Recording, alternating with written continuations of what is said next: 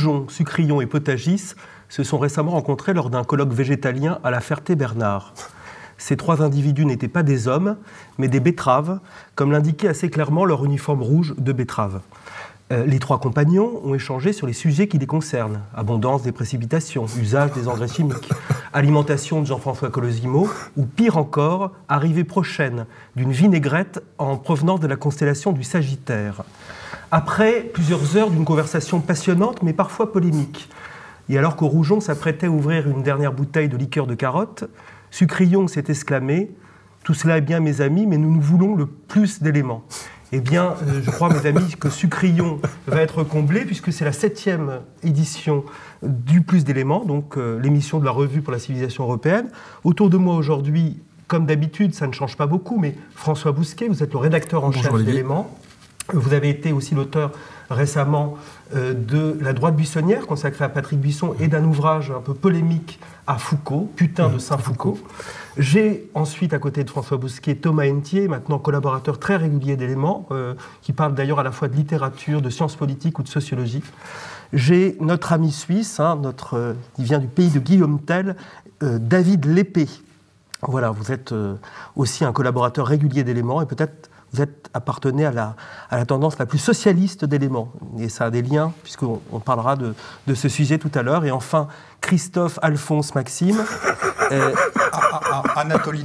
Anatolino. Bon, Christophe A. Maxime, collaborateur d'Éléments et très bon critique littéraire de cinéma et qui est au courant même des tendances les plus branchées de la littérature et de la musique. Alors, pour commencer, d'abord, maintenant, mes chers auditeurs, on va faire la revue de notre revue. À tout de suite.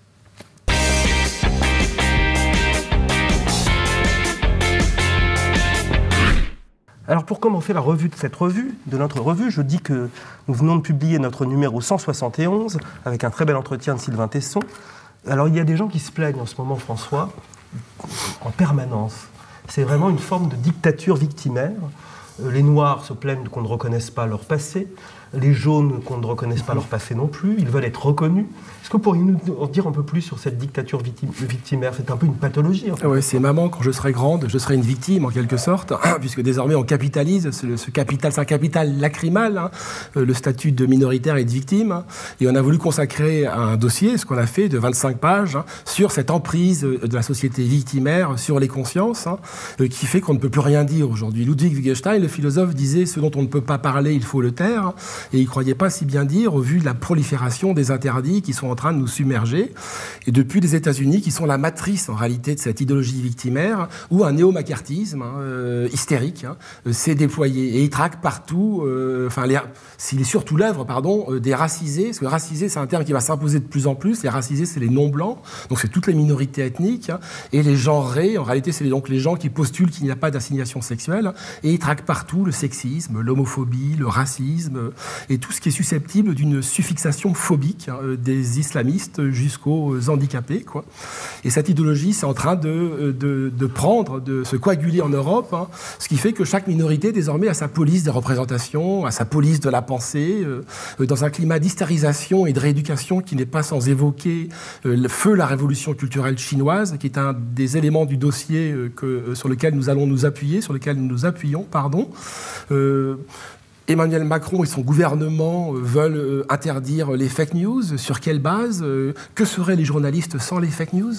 On a consacré un papier à l'affaire Copernic, à l'attentat de la rue Copernic en 80, où on accusait surabondamment la nouvelle droite pour au final apprendre que ce sont des Palestiniens. Fake news d'État. Que dire de l'affaire bidon, de cette affaire Théo? Fake news d'État. Donc, ce qui est surprenant avec Macron, c'est que c'est un néolibéral qui devient subitement interventionniste dès qu'il s'agit de contrôler l'intervention, dès qu'il s'agit, de contrôler l'information. Et surtout, me semble-t-il, dans ce dossier, notre correspondant aux États-Unis, américain, a consacré un grand reportage sur les délires ubuesques, surréalistes, kafkaïens, du politiquement correct sur les campus aux États-Unis, où on se rend compte qu'en fait, que les affaires Théo, c'est quoi l'affaire Théo? Donc, c'est construit sur le même scénario à tous les coups. C'est une minorité, soit ethnique, soit sexuelle, qui affirme avoir été victime d'un stigmate social pour pour au final apprendre que c'est une mystification. Et on se rend compte qu'aux États-Unis, il y en a des dizaines par an des affaires Théo. L'autre point fort, me semble-t-il, du dossier, c'est qu'on a trouvé un inédit du grand dissident Alexandre Zinoviev sur ce qu'est devenu l'information, ou comment l'information façonne en réalité un univers mental totalement virtuel. Enfin bref, un dossier, me semble-t-il, collector, mais c'est à voir et c'est au lecteur de décider. Vous avez évoqué l'entretien que nous avons fait avec Sylvain Tesson, c'est aussi à lire, et également un éclairage inédit et totalement insolite sur Jean-Marie Le Pen, qui nous a reçus chez lui à Montretout, à l'occasion de la sortie de ses mémoires, du premier tome de ses mémoires. Mais on n'y a pas parlé du tout de politique, on y a parlé de littérature, de chansons, de cinéma, et l'entretien est assez décoiffant. Qui a pu être une victime aussi, d'ailleurs, Jean-Marie Le Pen. C'est moi qu'on puisse dire. Voilà. Alors moi, je me tourne maintenant vers notre ami Thomas Hentier. Vous avez consacré un très bel article à un sociologue allemand qui s'appelle Hartmut Rosa, qui a écrit « Accélération », je crois, une théorie du temps. Enfin, peut-être que vous avez une critique sociale du temps. Alors, en lisant cet article, au début, Hartmut Rosa, tout le monde a parlé de cette accélération, que ce soit Paul Morand avec L'Homme préfet, René Guénon, Gustave Thibon et tant d'autres. Qu'est-ce que Hartmut Rosa apporte à cette analyse de l'accélération très moderne du temps ? Il en fait le cœur de ses travaux depuis une dizaine d'années. Et donc, effectivement, il y a beaucoup de précédents, il y a beaucoup de références. La bibliographie, d'ailleurs, est très riche. Mais il en fait vraiment une théorie unificatrice de la modernité, une théorie systématique. Et en partant d'un constat finalement très simple qu'on peut faire chacun de nous, alors que les progrès techniques, les nouvelles technologies sont censées nous faire gagner du temps, nous faire économiser du temps, finalement on est toujours en train de courir, on est toujours en retard, on a toujours une liste de choses à faire qui s'allonge, et finalement on est toujours frustré par rapport au manque de temps. C'est une sorte de vie encombrée, en fait. L'accélération encombre nos vies. C'est ça. Et il part du constat il explique ce phénomène par la croissance quantitative indéfinie. Et finalement, la quantité l'emporte toujours sur la vitesse, sur le temps gagné. Donc, par exemple, on n'écrit plus de lettres, on écrit des mails, mais si un mail prend 10 fois moins de temps qu'une lettre à écrire, on en écrit 20 fois plus, donc on passe 2 fois plus de temps. Les transports sont de plus en plus rapides, mais on passe plus en plus de temps dans les transports parce que la distance du domicile et du lieu de travail s'est allongée. Donc on est dans ce paradoxe permanent. Et on est également, vous parliez de vie encombrée, de plus en plus sollicité. Le mot d'ordre, c'est laissez ouvertes toutes les options, éclatez-vous, profitez au maximum, faites accumuler les expériences avant de mourir. Et donc on ne sait plus choisir, on accumule des expériences, mais finalement dénuées de sens, au lieu de consacrer du temps à ce qui compterait vraiment. Alors on ne peut pas trop consacrer de temps à Hartmut Rosa, malheureusement, mais je pense qu'il faudra quand même lire votre article qui donne une belle présentation. Et on voit d'ailleurs cet homme s'inscrit aussi dans une tradition que nous avons déjà évoquée dans Éléments, celle de Gunther Anders, d'Adorno, de l'école de Francfort, qui n'a pas que des défauts d'ailleurs, mais on y reviendra peut-être un jour. Je me tourne maintenant vers notre ami David Lépée. Alors on parle maintenant, François Bousquet a parlé des victimes, de l'idéologie victimaire, et là vous évoquez dans un article le livre « L'homme manipulé » d'une certaine féministe qui s'appelle Esther Villard. Antiféministe, Antiféministe, d'accord. Ça se rejoint. Alors déjà, à noter, c'est un objet intéressant, je le montre, c'est vraiment... Absolument terrifiant, je pense que c'est un des livres les plus vilains que j'ai dans ma bibliothèque. C'est quelque part, l'esthétique, c'est entre le skyblock d'une adolescente de 14 ans, un shampoing de contrefaçon ou le flyer d'un cabinet de voyance par le même graphisme qui fait les invitations pour les booms et les étals de kebab. C'est un petit peu un mélange de tout ça. Même la tranche est dégueulasse. De restaurant indien aussi. Je le range comme ça et pas comme ça. Oui, exactement, restaurant indien. Donc déjà, je remercie mon ami Mathieu Carrère qui l'a glissé un jour dans ma boîte aux lettres. Ça réveille le matin, ça fait saigner les rétines. Cela dit, c'est un livre intéressant, plus pour ce qu'il révèle que pour la qualité de ce que ça raconte. L'auteur, qui est une médecin argentine d'origine allemande, l'a fait paraître originellement en 1971. C'est pas très médical hein, comme thème. Elle est argentine d'origine allemande. Oui. Réfugiée. Voilà.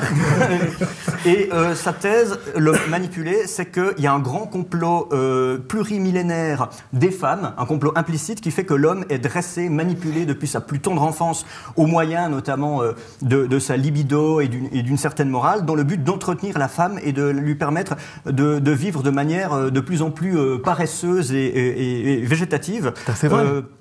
Ça vous regarde, ça n'engage que vous. Il s'agit pour la femme de détourner notre attention de l'odeur de putréfaction que dégage sous un masque séduisant un esprit en constante décomposition. Ça montre un peu l'idée.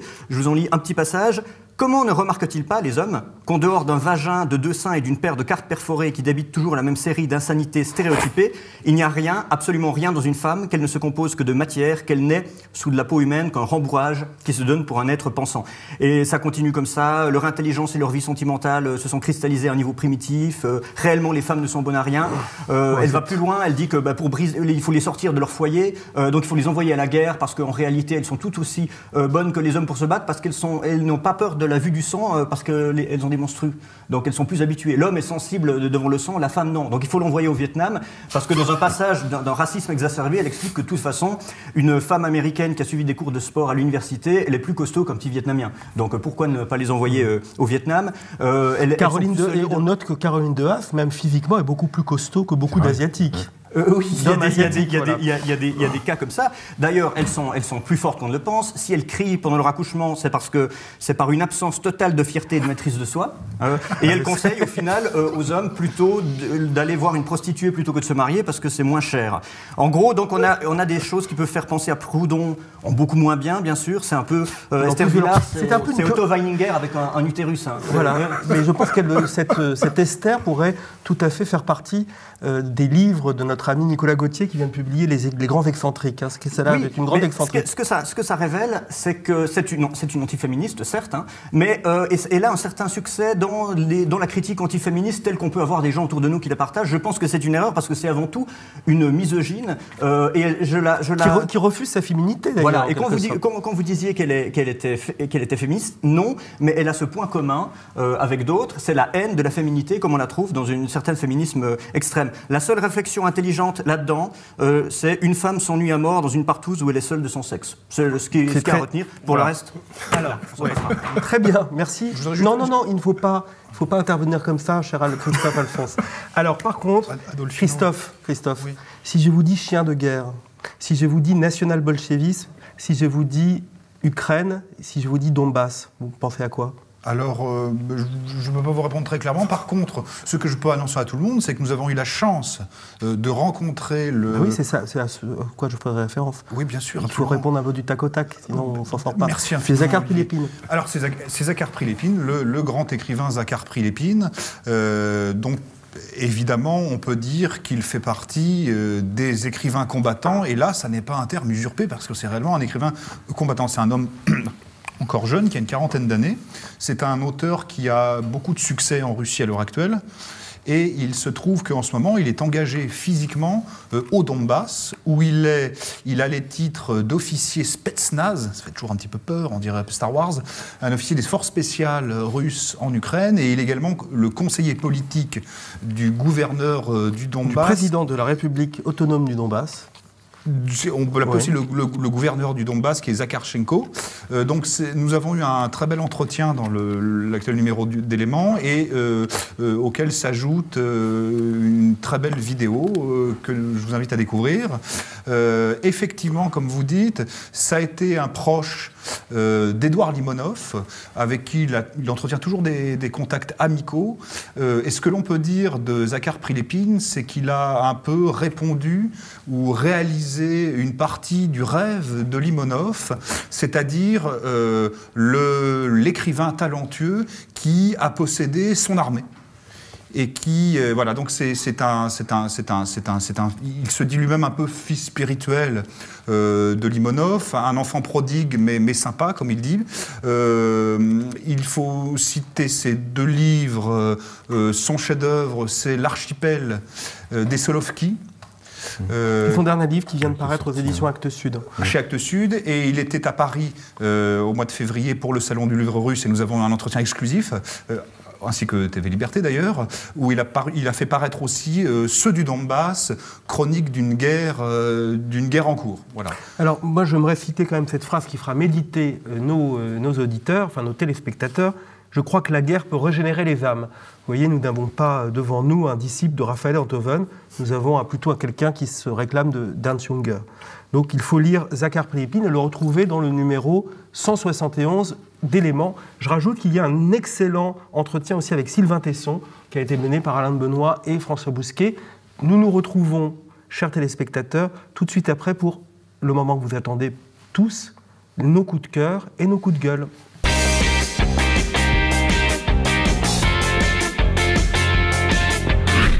Nous arrivons à ce moment que vous aimez, certains d'entre vous en tout cas, les coups de gueule et les coups de cœur. Alors j'ai sur le plateau un homme étrange qui n'était pas présent tout à l'heure. François Bousquet, qu'est-ce qui vous est arrivé ? Pourquoi ce maquillage qui vous fait ressembler à Fats Waller ? Pourquoi Fats Waller, non, mais bon. Parce que c'est l'occasion d'un coup de boule, hein. Là c'est le cas de le dire, ni coup de cœur, ni coup de gueule, mais coup de boule contre l'appropriation culturelle. Hein. Et un hommage évidemment au père Ubu. Rappelez-vous Ubu Roi, le chef-d'œuvre. Merdre. Oui, mais mieux que merdre, c'est bougre de merdre et merde de bougre, hein, quoi. Et en avant, corne gidouille. En avant, corne gidouille, tudé, massacré, écorché, quoi, par les cornes d'Ubu. Ubu Roi, le chef-d'œuvre absolu, quoi, le chef-d'œuvre de la dérision, le chef-d'œuvre de la farce sinistre, le chef-d'œuvre de l'absurde. Hein. On n'a jamais fait mieux depuis, en tout cas dans la fiction, parce que dans la réalité, la descendance, la postérité d'Ubu Roi est pléthorique. Hein. Je pense évidemment d'abord à la mère Ubu, les hystéro-féministes, coupe, hein, qui veulent vraiment couper. Là. Je pense également à Junior alias hein, Bébé Doc, hein, Bébé Doc antiraciste, qui lui veut nous trancher la langue. Hein. Ce sont vraiment des fous furieux, quoi. Et à côté d'eux, Ubu, c'est Winnie l'ourson, quoi. Alors pourquoi je dis ça ? Parce que je reviens de Dunkerque, hein, du carnaval de Dunkerque. Et tous les 5 ans au carnaval de Dunkerque, il y a la nuit des Noirs. Et j'en étais, waouh, la vache, c'était vraiment très chaud, quoi. On est tombé sur les tontons macoutes de l'antiracisme, je veux parler du CRAN, il y avait la brigade anti-négrophobie, la brigade anti-négrophobie, on n'a jamais fait mieux, à mon sens. Hein. C'est des gens qui ne sont pas commodes hein, et qui sont très sourcilleux sur le chapitre de la pigmentation de la peau. Noir, c'est noir. Hein. Noir, c'est noir. Hein. Il n'y a plus d'espoir. Oui, il n'y a plus d'espoir. Donc, hein. Et en réalité, ces gens-là traquent les Blancs, en l'occurrence moi, qui nous approprions des marqueurs identitaires hein, d'une culture discriminée et stigmatisée, en l'occurrence les Noirs. Quoi. Ça s'appelle l'appropriation culturelle, et c'est la dernière trouvaille, la dernière invention du multiculturalisme. En gros, c'est interdire aux Blancs de se déguiser en Afro-Américain, de se déguiser en Amérindien, de se déguiser en Speedy Gonzales à sombrero, de se déguiser en moulin à prière tibétain, de se déguiser en sushi japonais, en bonze fluorescents asiatiques. Hein. Pourquoi ? Parce qu'on spolie ainsi des cultures qui ont été martyrisées depuis la nuit des temps et on les réduit à des stéréotypes racistes. Hein. C'est Hegel, c'est Marx qui disait que l'histoire se répète toujours 2 fois. Une première fois, elle se répète en tragédie, une seconde fois en farce. Hein. La vérité, c'est qu'elle se répète désormais une 3e fois en farce et attrape. Hein. Alors, comme disait le père Ubu, bougre de merde hein, et merde de brougre, hein, allez vous faire foutre, hein, hasta luego, les amis. Et alors, je renvoie les spectateurs l'article sur l'appropriation culturelle, ça vaut son pesant de cacahuètes, je me permets de cette petite blague. Attention au procès, là. Exactement. Thomas Hentier, vous êtes plutôt un homme doux et gentil. Mais oui. Mais vous avez un coup de gueule ou un coup de cœur ? Cette fois-ci, c'est un coup de cœur. Et en plus, vous savez que ça me fait plaisir, parce que vous allez parler de Janco. Superbe. Donc, réédition d'un livre qui était épuisé depuis très longtemps, qui s'appelle Le Croquis de mémoire. Donc, où Janco, un livre de 1985, où il livre vraiment une galerie de portraits au style éblouissant.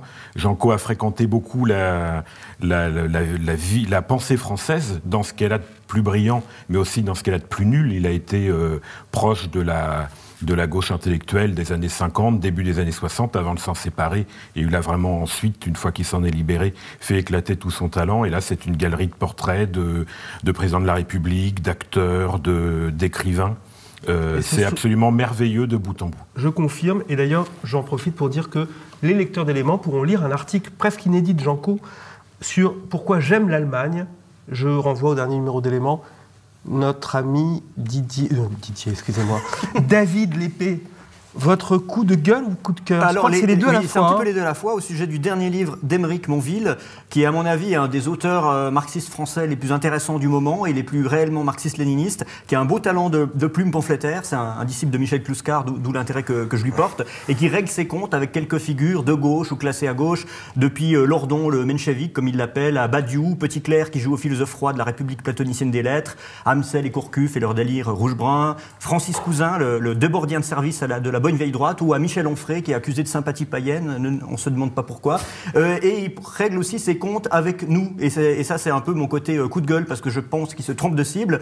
Il écrit par exemple, pour des gens comme Onfray et Michéa, Alain de Benoît, beaucoup plus malin qu'eux, bon c'est sympa, a depuis longtemps ressorti du formol un avatar du cercle Proudhon d'Action française, donc c'est un peu nous autour de cette table, carrefour de tous les déçus de la gauche réenchantés par la vraie droite.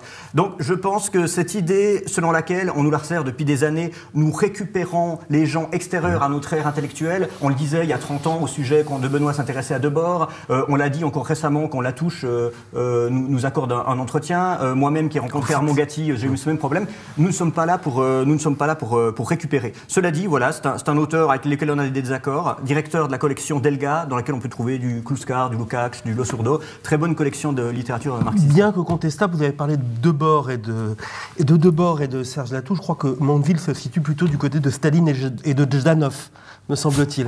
En tout cas, Staline. En tout cas, Staline. Oui, il y a quelque un chose, certain Staline. Bien sûr. Alors, Christophe, qu'est-ce que vous avez à nous dire? Je reprends ce qu'a dit Thomas sur Jean Caux. Pourquoi Jean Caux? Coup de cœur au prix des Hussards, prix littéraire, un peu dans l'esprit des Hussards, de panache et de liberté.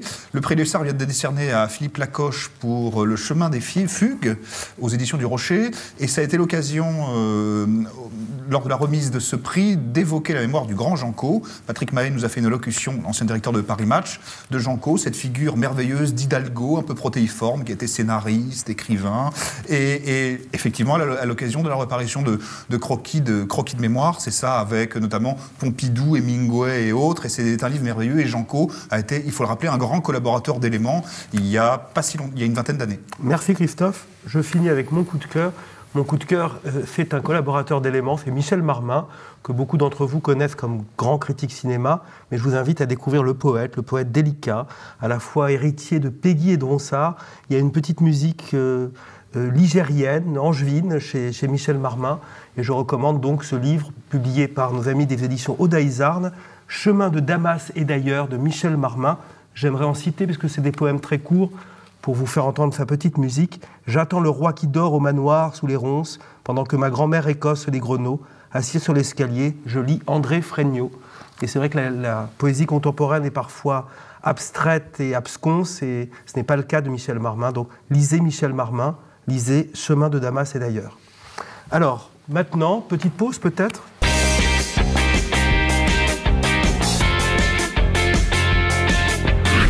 C'est l'entretien, notre entretien. Notre invité, c'est David Lépée. Il change de casquette. Il change de casquette cette fois-ci.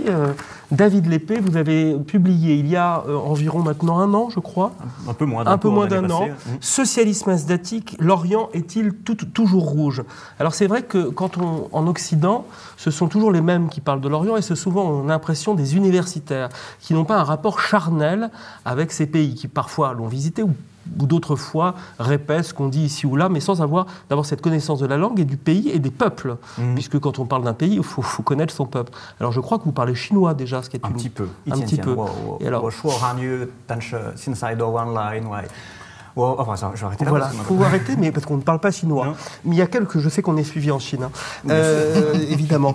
Par contre, la première question que j'aimerais poser, socialisme asiatique, en quoi sont-ils asiatiques, ces socialismes? Alors, ils ont une spécificité culturelle, comme je pense tous les socialismes du monde. Mais c'est vrai que, alors je traite de deux pays. Oui, vous parlez de la Chine, Laos, de la Chine populaire et de la Corée du Nord essentiellement. Qui sont déjà très différents et qui s'inscrivent dans une tradition, un terroir confucéen en partie, partie liée à des archaïsmes et à des spécificités. On n'est pas dans un modèle de socialisme hors sol, ce qui n'est pas un critère suffisant de réussite. Je le précise bien dans l'introduction.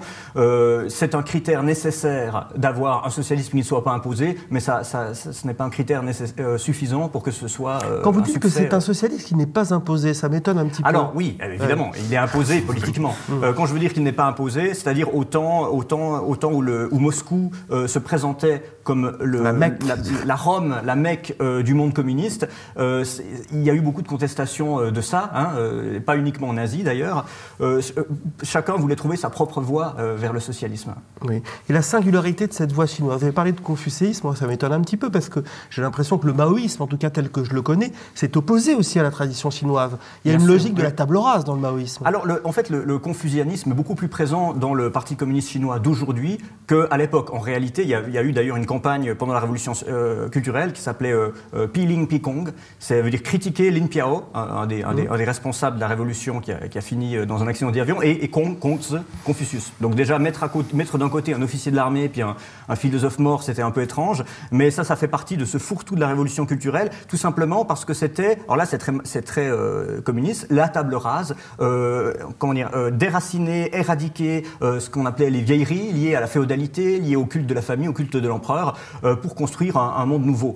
Seulement aujourd'hui, le communisme actuel, pour autant qu'il puisse encore s'appeler comme ça en Chine, est un communiste, on va dire, néoconservateur, qui conserve à la fois les acquis, enfin qui essaye de conserver, de tabler sur le souvenir de la glorieuse révolution, mais en remontant aussi plus loin la référence à certains empereurs et au confucianisme, à la fois parce que c'est chinois, donc c'est identitaire, et à la fois parce qu'il y a des vertus morales et politiques, notamment de loyauté, de fidélité et d'obéissance. Alors qu'est-ce qui peut rester du communisme en Chine? Moi ça m'étonne beaucoup, parce que la Chine est quand même le pays aujourd'hui d'un certain hyper-capitalisme. Oui. Toutes les multinationales s'installent en Chine, on fait travailler des adolescents, ça marche même parfois un petit peu à la... effectivement plus grand-chose.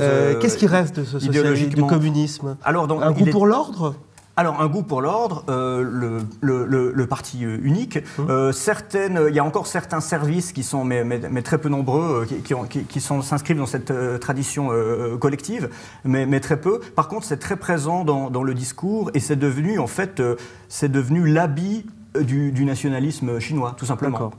Cela dit, le côté internationaliste reste, parce que le nationalisme est très fort, mais il est dans une tradition quand même, toujours, on le voit notamment dans la manière dont la Chine se comporte dans les institutions internationales. Souvent des vétos, quand même. Oui, voilà, mais la souveraineté est aussi sacrée qu'elle l'était en 1949, à l'époque de la Révolution. La souveraineté, la sienne, est celle de ses alliés. Je pense par exemple à certains alliés africains ou autres. Les Chinois ne transigent pas avec ça. Comment vous qualifieriez aujourd'hui le régime chinois? Parce que c'est toujours la République populaire de Chine, mais... Bon, il y a un côté national-communiste, mais ça, c'est tous les régimes communistes du monde. Je veux dire, ça, c'est pas... Alors, j'aurais de la peine à le... Est-ce que c'est une fusion entre des pratiques maoïstes et un hypercapitalisme mondialisé? Est-ce que c'est une sorte de national-étatisme, comme on peut avoir ce serait plus juste que... Oui, bien sûr, ce serait plutôt que le terme de communisme, ce serait plus juste de parler de national-étatisme, parce que, comme on le sait, le libéralisme sauvage, même si on peut le théoriser comme une jungle capitaliste sans foi ni loi, dont le monde réel, sauf exception, s'appuie sur l'État. Et l'État n'est pas seulement un barrage au capital. L'État est le moyen sur lequel le capital s'appuie pour prospérer, que ce soit à travers des lois qui permettent aux entrepreneurs de disposer d'une certaine liberté, ou que ce soit à travers l'imposition. Oui. Un exemple que je donne, c'est par exemple quand Google a voulu entrer sur le marché chinois, ils ont dû traiter avec l'État, tout simplement, avec le Parti communiste, et tout passe par là. Donc c'est du libre marché, mais c'est du libre marché sous tutelle étatique. En gros. Oui. Alors, autre pays que vous traitez dans votre livre, l'Orient est-il toujours rouge, socialisme asiatique, l'Orient est-il toujours rouge, c'est la Corée du Nord, la mystérieuse Corée du Nord. J'y suis pas allé par contre. Qui inspire, vous n'y êtes pas allé, mais vous avez une petite expérience des milieux nord-coréens, parce que je crois que lorsque vous étiez en Suisse, vous fréquentiez, je crois, une association d'amitié nord-coréenne. Oui, vous êtes un homme curieux. C'était l'association d'amitié helvético-nord-coréenne pour la réunification pacifique de la Corée sous l'égide du Nord socialiste. C'est un acronyme, mais je vous la fais longue. C'est une petite association située à Berne, dans les locaux de de l'ambassade de Corée du Nord, où on peut assister à des conférences, goûter des spécialités nord-coréennes. Mais c'est très troublant parce que les Suisses qui sont là sont vraiment des partisans, de chauds partisans du régime. Il y a des gens de gauche, des gens de droite, un peu de tout. Et disons, comment dire, il y a un décorum, il y a une cérémonie, il y a une manière de faire qui m'a beaucoup rappelé ce qui se passe à l'armée. Par exemple, à l'armée, en tout cas dans l'armée suisse, c'est comme ça. Quand on dit votre nom, même quand un officier dit votre nom, même au milieu d'une phrase, il faut répondre présent. Il faut l'interrompre pour répondre présent. C'est un réflexe automatique pavlovien. Et là, c'est exactement pareil quand l'orateur qui s'exprime en allemand, c'est un Zurichois, je crois, cite Kim Il-sung, qui a toujours Unser Führer, c'est l'expression usitée. Ça fait un peu bizarre quand on est francophone, mais Unser Führer, Kim Il-sung, Kim Jong-il ou Kim Jong-un, il s'interrompt quelques secondes, de laisser le temps aux spectateurs de tourner le regard vers le tableau du leader en question. Il ne faut pas se tromper. Bon, ils ont des coiffures différentes. Comme on se tourne vers la Vierge Marie à la messe catholique quand on récite l'Ave Maria. Ah ben, je ne savais pas ça. Mais oui, mais on entend le nom et il faut regarder le portrait. Alors, il y a beaucoup de fantasmes sur la Corée du Nord. On parle d'État-caserne, d'État-secte, de nation-secte parfois. C'est vrai que c'est très étrange, la Corée du Nord, parce que je crois qu'ils ont rompu plus ou moins avec le marxisme pour inventer leur nouvelle théorie, le Juche. Il y a un fond très ethnocentriste, c'est le moins qu'on puisse dire. Est-ce que vous pourriez nous parler justement de cet aspect très étrange pour une intelligence européenne, de la Corée du Nord? Le régime est fondé en grande partie sur des bases traditionnelles racialistes, beaucoup plus que la Chine. Et je pense, contrairement à ce qu'on croit, que la Corée du Nord est moins communiste que la Chine. Pas pour des raisons liées à la collectivisation d'économie, au contraire, mais liées au fait que c'est quelque chose de beaucoup plus proche, là aussi, d'une révolution conservatrice, mais au sens que ça a dans nos idées politiques européennes, dans la mesure où il se voit comme un peuple, on va dire, moralement supérieur par la race, mais faible par leur supériorité. C'est pas la supériorité raciale aryenne, on est les meilleurs et c'est pour ça qu'on domine les autres. Non, on est dominé les autres parce qu'on est pur. Et les autres en profitent. Les méchants américains et aussi les alliés, les méchants russes et chinois qui nous financent, mais ils nous doivent bien ça parce que finalement nous sommes des purs. Ce qui n'est pas forcément un racisme agressif, c'est plutôt un racialisme, mais c'est quand même une vision basée beaucoup là-dessus,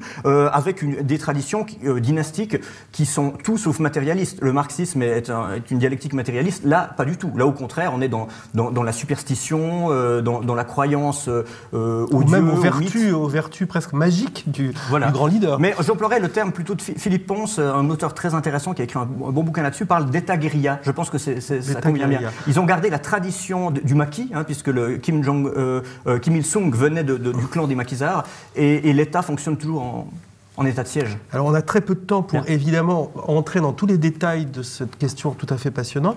En lisant votre article sur la Corée du Nord et d'autres textes, ça fait penser un peu aux théories d'Ernst Nikic sous certains aspects. Il y a eu quelque chose de très soldatique. Oui, c'est vrai. C'est le travailleur spartiate, soldatique comme ça. Oui, c'est vrai. Il y a quelque chose comme ça. Je comprends que ça fasse pas rêver l'extrême gauche européenne. Non. Oui, et qu'au contraire, il y a actuellement un tropisme nord-coréen. Plutôt dans la droite radicale. Oui, j'ai l'impression que ces derniers temps. Oui. Et alors, est-ce que vous pourriez nous parler de la diplomatie, de la politique étrangère de ces pays? Est-ce que ce sont des pays qui ont une vision des relations internationales en dehors de la défense de la souveraineté? Je parle de là pour la Corée du Nord. Ou alors, c'est une diplomatie assez sèche, assez agressive, avec beaucoup de rodomontades dont on ne sait jamais vraiment s'il faut les prendre au sérieux. En face du côté américain aussi, d'ailleurs, on ne sait jamais. Ouais. Je ne pense pas que le choc soit aussi imminent qu'on le dit. Je pense que ça fait partie d'un jeu de rôle et de prestige. Mais là, c'est faire des prospectives sur lesquelles je ne m'avancerai pas. Et dernière question, est-ce que vous croyez aux menaces, à la possibilité d'une guerre nucléaire entre la Corée du Nord et les États-Unis? La possibilité existe, mais ce qui me fait douter, c'est qu'en fait, même si on nous vend ça comme un moment de crise énorme, en fait, ça fait au moins la 3e ou 4e fois ces 15 dernières années qu'on a la même situation avec d'autres présidents américains. Avec Bush, en fait, la situation était beaucoup plus tendue qu'avec Trump.